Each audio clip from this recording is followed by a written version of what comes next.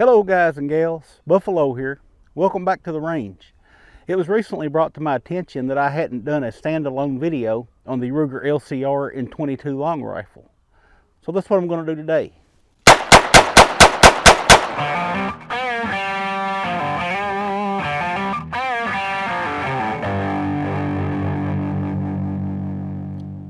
Alright, so the Ruger LCR was designed from the ground up to be a lightweight compact revolver for the concealed carry market.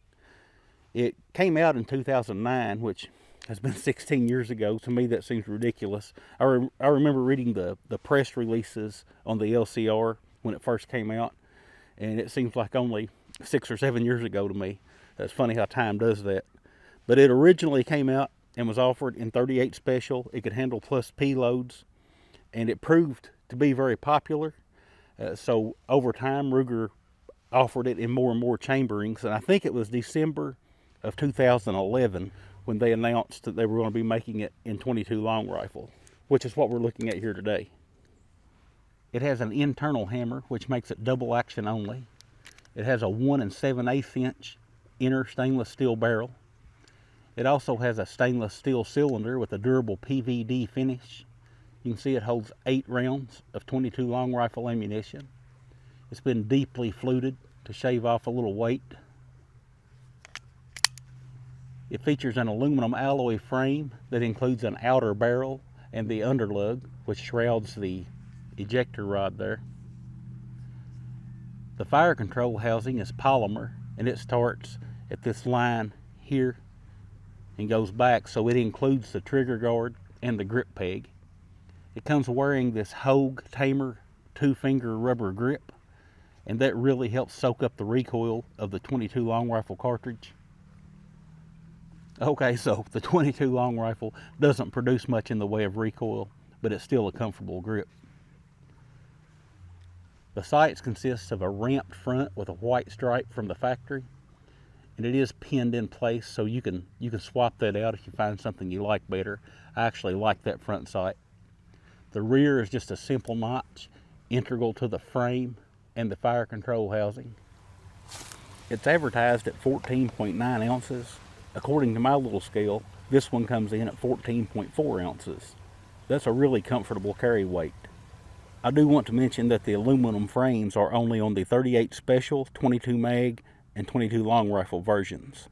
The 357 Magnum, 327 Federal Magnum, and 9mm versions have stainless steel frames and are therefore a little heavier.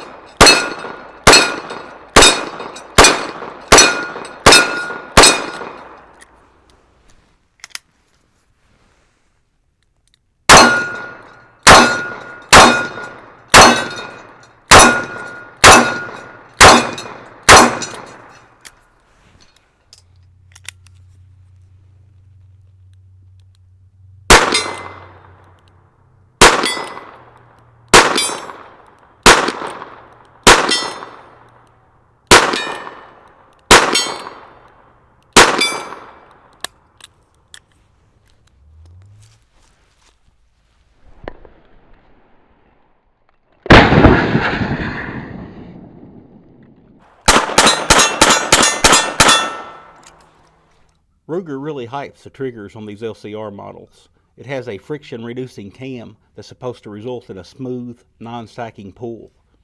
And it is a smooth pull, and I would say it's non-stacking. But they are quite heavy on these rimfire models. I have 2 of the LCR X's, 1 in 22 Magnum, 1 in 22 long rifle. You guys have seen those here on the channel. Both of those have incredibly heavy trigger pulls. So let's put this one on the scale and see what it pulls. I'm going to put a empty case in here just for insurance purposes, and we'll give this trigger a go. I'm making sure not to touch the cylinder as I do this pull.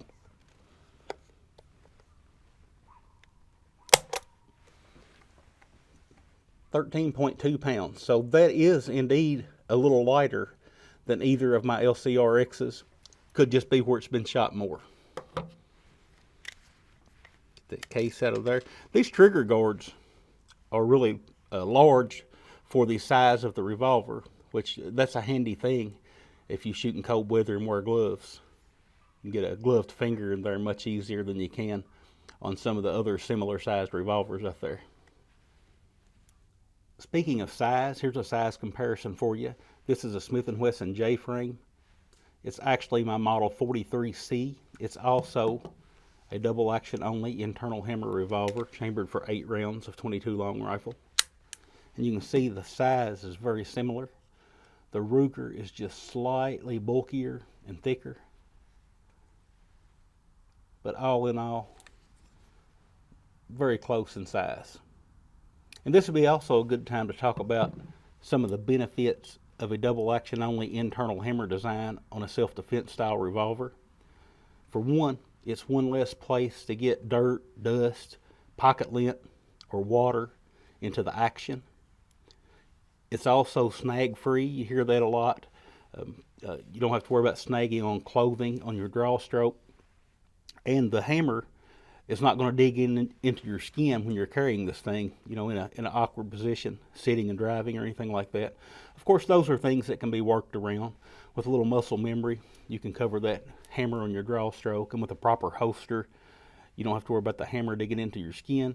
But if you straight up raw dog pocket carry, man, you can't beat an internal hammer design like this. And another thing is the safety aspect. This long, heavy trigger pull is much less likely to be accidentally engaged in a tense, stressful situation, meaning you're less likely to be involved in an accidental shooting. If you pull the trigger on a revolver like these, it was most likely deliberate. Much less chance of doing that on accident than, say, you had the hammer cocked in single action.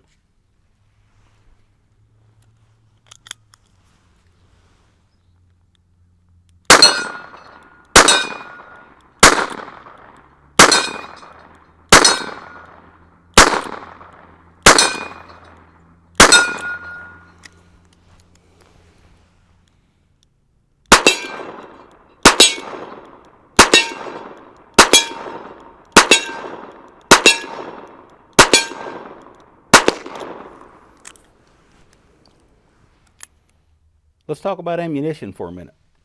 With 22 long rifle ammunition, you may run into a dud round from time to time. Now, you shouldn't be getting a lot of them. If you are, maybe you've got a bad box of ammo, maybe your firearm has a problem, maybe the firing pin is not striking the edge of that cartridge hard enough to set the round off. But even if you've got a properly working firearm, you may run into a dud round or two in a bulk pack of ammo like this. This is the ammo that I've been using in today's video. Every shot fired in this video came out of this box. I have not gotten any dud rounds or misfires. I just wanted to bring it up because it's a common talking point when talking about 22 long rifle for self-defense, that the ammo is just not reliable enough. I have found that you can greatly reduce your chances of running into a dud round by shooting premium ammunition, like this Federal Punch. This stuff is made for self-defense, and of course it's going to have a better quality control than this stuff here. And I've got no problems with this stuff. I love it here at the range. It's great to plink with. It's inexpensive. A lot of good things to say about it. But if you want the most reliable ammo you can get, it's worth paying a little more to get some premium ammunition, especially if you're talking about self-defense. Now, you can get misfires even with centerfire cartridges. It happens all the time. The beautiful thing about one of these little revolvers is if you do get that misfire, you pull the trigger and nothing happens, you only need to take one action. Simply pull the trigger again. It'll rotate that next round in place and fire it. So even if you had a dud, you still have 7 rounds of ammunition in this little revolver. Now, if you're at the range and you have a misfire, I recommend keeping the firearm pointed at the target for a few seconds just to make sure it's not a hang fire. But in a life or death situation, all bets are off. Pull that trigger again. I've been posting videos here on YouTube for 13 years now. I've never tried to convince anyone to carry a particular caliber for self-defense. You need to carry what you're comfortable with, and for some people, that means a small revolver chambered in 22 long rifle like this one. Some of the reasons for that are capacity, You get 8 rounds out of a cylinder that can only hold 5 rounds of 38 Special. Expense. You can practice and actually become good with your firearm for a lot less than any centerfire cartridge. Recoil. Some people just can't tolerate much recoil, whether it be for physical or psychological reasons. Either way, the .22 long rifle doesn't produce much recoil at all, so it becomes an attractive choice for those people.